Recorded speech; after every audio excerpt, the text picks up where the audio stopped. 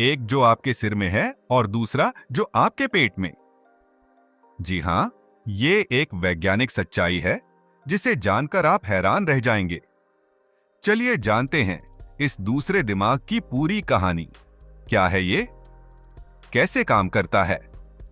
वैज्ञानिक इसे कहते हैं एंटेरिक नर्वस सिस्टम, ईएनएस, जो हमारे पेट और आंतों में फैला हुआ एक न्यूरॉन नेटवर्क है। इसमें लगभग 10 करोड़ से ज्यादा न्यूरॉन्स होते हैं, जो उतने ही होते हैं जितने हमारी रीढ़ की हड्डी में पाए जाते हैं। ईएनएस का मुख्य काम है भोजन को पचाना, आंतों की गतिविधियों को नियंत्रित करना और शरीर में पोषक तत्वों को अवशोषित करना।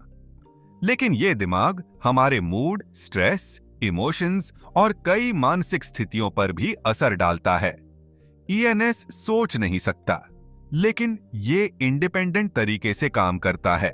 जब कुछ खराब खा लेते हैं तो ईएनएस तुरंत उसे उल्टी के जरिए बाहर निकालने का निर्णय लेता है। कोलंबिया यूनिवर्सिटी, जॉन्स हॉपकिंस जैसे बड़े रिसर्च संस्थानों में इस पर गहन रिसर्च हो चुकी है। ईएनएस हमारे शरीर में सेरोटोनिन जैसे मूड चेंजिंग केमिकल्स बनाता है।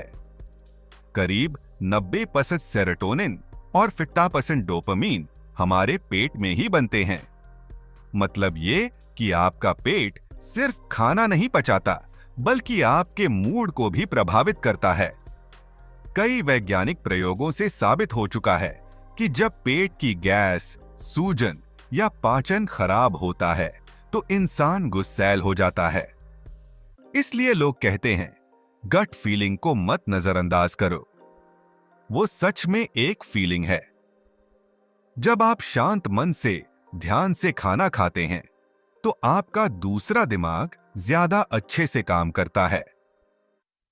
ईएनएस और मस्तिष्क के बीच कनेक्शन को ही वैज्ञानिक कहते हैं गट ब्रेन एक्सिस। अपने पेट के दिमाग को स्वस्थ रखने के लिए फाइबर वाला खाना, दही और पानी भरपूर खाएं।